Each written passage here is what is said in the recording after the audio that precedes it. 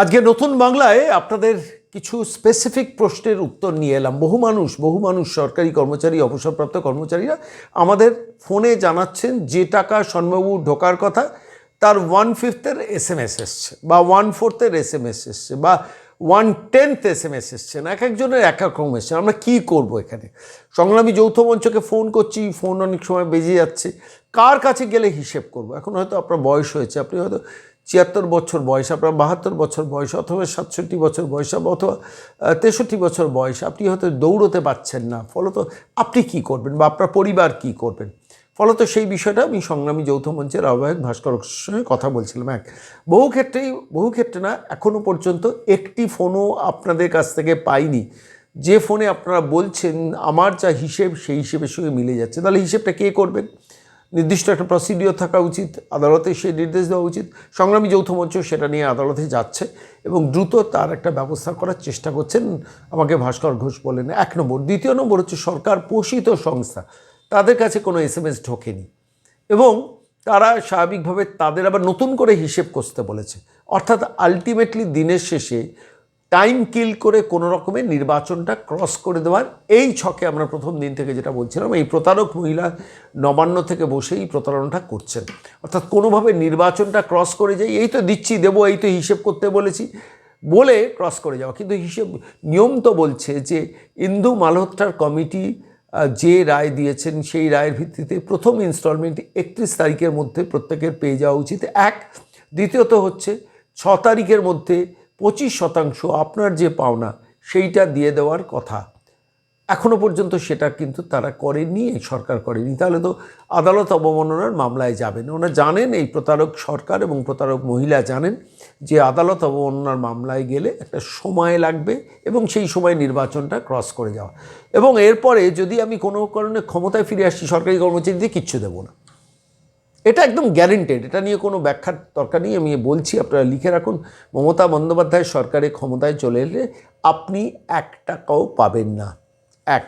দ্বিতীয়ত হচ্ছে যে এই আদালত অবমাননার মামলা কি হচ্ছে, ভাস্করবাবু বললেন যে হ্যাঁ মামলাটা হচ্ছে, কিন্তু খুব ইন্টারেস্টিং একটা খবর দিলেন, সে খবরটা আপনাদের শুনে রাখা দরকার। সেটা হচ্ছে ইন্দু মালহোত্রার কমিটি যে রায়টা দিয়েছিলেন যে কটা ইনস্টলমেন্টে হবে, কত দিনে হবে, সেটা তো পরিষ্কারভাবে প্রকাশ্যে আসেনি। সরকার সেটা নিয়ে নানান ধরনের খেলছে। ফলত সেই প্রেক্ষিতে দাঁড়িয়ে সংগ্রামী যৌথ মঞ্চের পক্ষ থেকে ইন্দু মালহোত্রা কমিটির যে মেল আইডি আছেন সেখানে আইনজীবীদের ড্রাফট করা চিঠি তারা পাঠিয়েছেন। অর্থাৎ ইন্দু মালহোত্রার কমিটির ৬ তারিখ যে রিপোর্ট বার করেছেন সেই রিপোর্টও যে সরকার মানেনি। ৩১শে মার্চের মধ্যে যে টাকাটা সমস্ত সরকারি কর্মচারীদের একটা ফার্স্ট ইনস্টলমেন্ট দিয়ে দেওয়ার কথা, সেই এন্টায়ার পার্টটা তারা সরাসরি ইন্দু মালহোত্রার কমিটিকেও জানিয়েছেন। ইন্দু মালহোত্রা আপনারা জানেন সুপ্রিম কোর্টের প্রাক্তন বিচারপতি।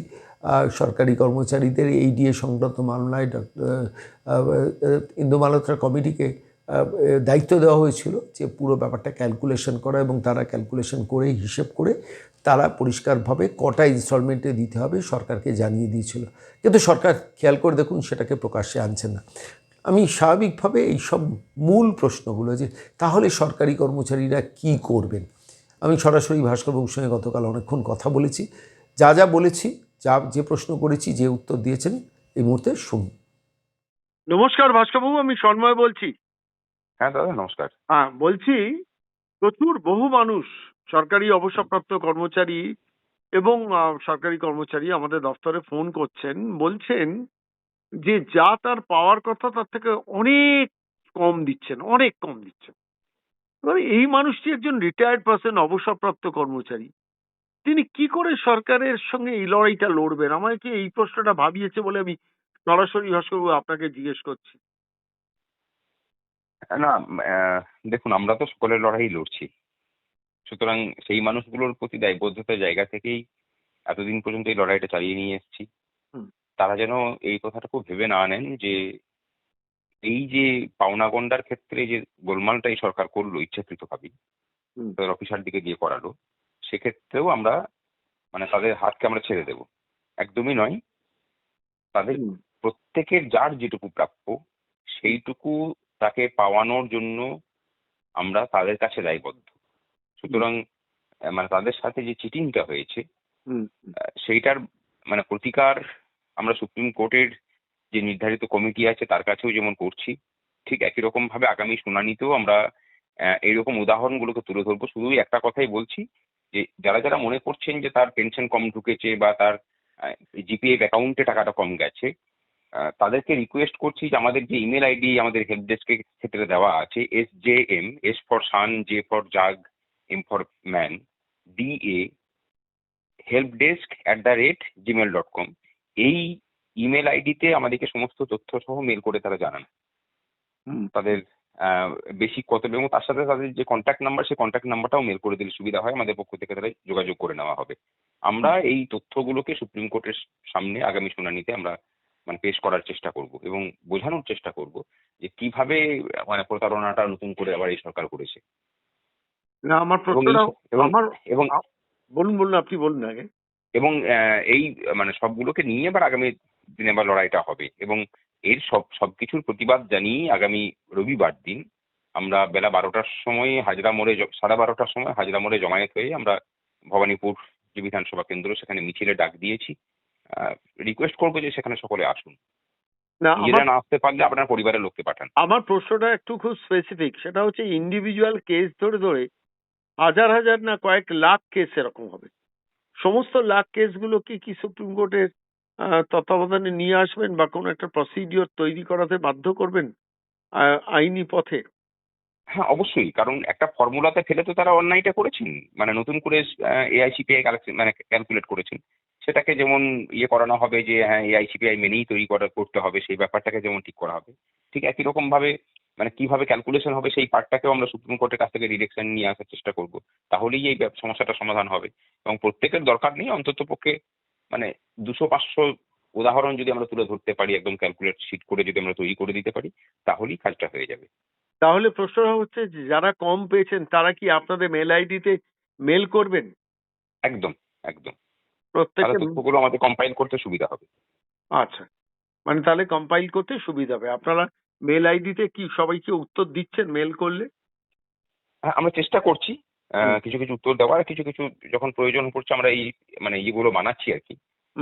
আমাদের একটা টিম কাজ করছে, আমাদের এই তথ্যগুলোকে কম্পাইল করে সেগুলোকে নিয়ে কাজ করা হচ্ছে, সুতরাং অসুবিধা নেই। আপনাদের এর উপরে মামলার মধ্যে এই কেসগুলোকে প্রয়োজন হলে ঢুকিয়ে দেবেন, তাই তো? না, প্রয়োজন নয়, অবশ্যই ঢোকানো হবে, অবশ্যই প্রয়োজনের ঢোকানো। বিষয় নেই। আচ্ছা, কারণ আর এত বড় অন্যায়টাকে তো আর সহজে মেনে নেওয়া যায় না। মানে আরেকটা শ্রেণী হচ্ছে, আমি খবরটা পাচ্ছি, বহু অবসরপ্রাপ্ত কর্মচারী তারা কোনো এসএমএসই পাননি, মানে এটাও আরেকটা ছক কৌশল প্রতারণার।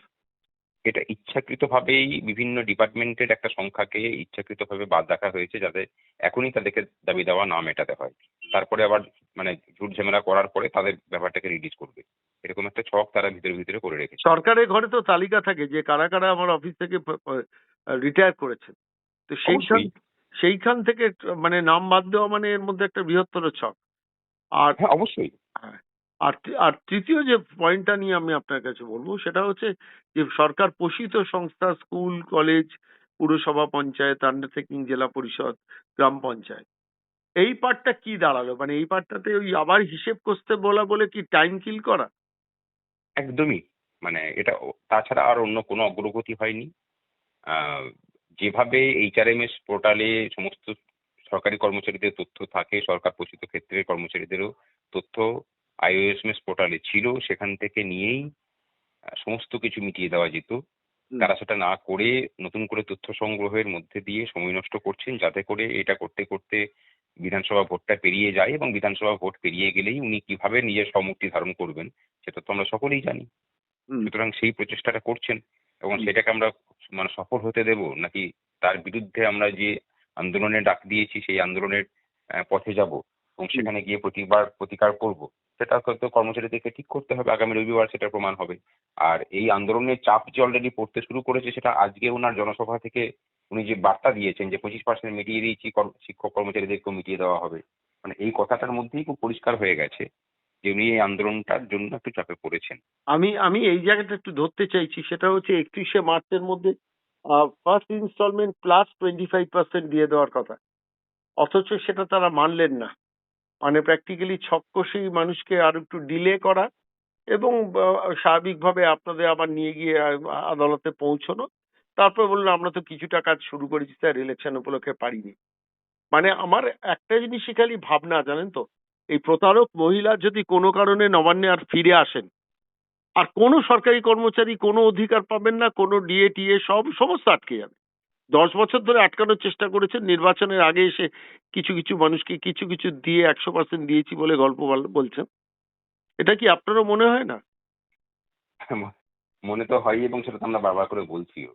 এবার কর্মচারীদের কি মনে হচ্ছে সেটা কর্মচারীদেরকে ভাবতে হবে, কারণ এই মনোজগতের বিষয়টা তো আর আমাদের কন্ট্রোলে থাকে না, আমরা সচেতন করতে পারি মাত্র।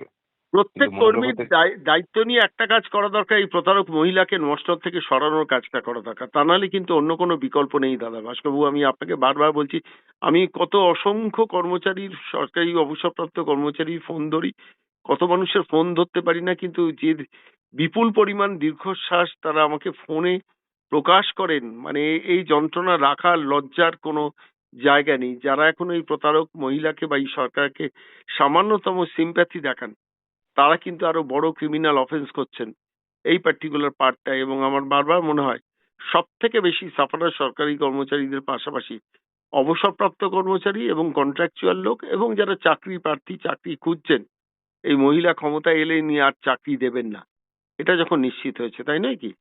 একদমই, এটা নিয়ে কোনো সন্দেহের অবকাশ নেই, কারণ বিগত 15 বছর ধরে অন্তত সেই ধারাবাহিকতাই দেখিয়েছেন।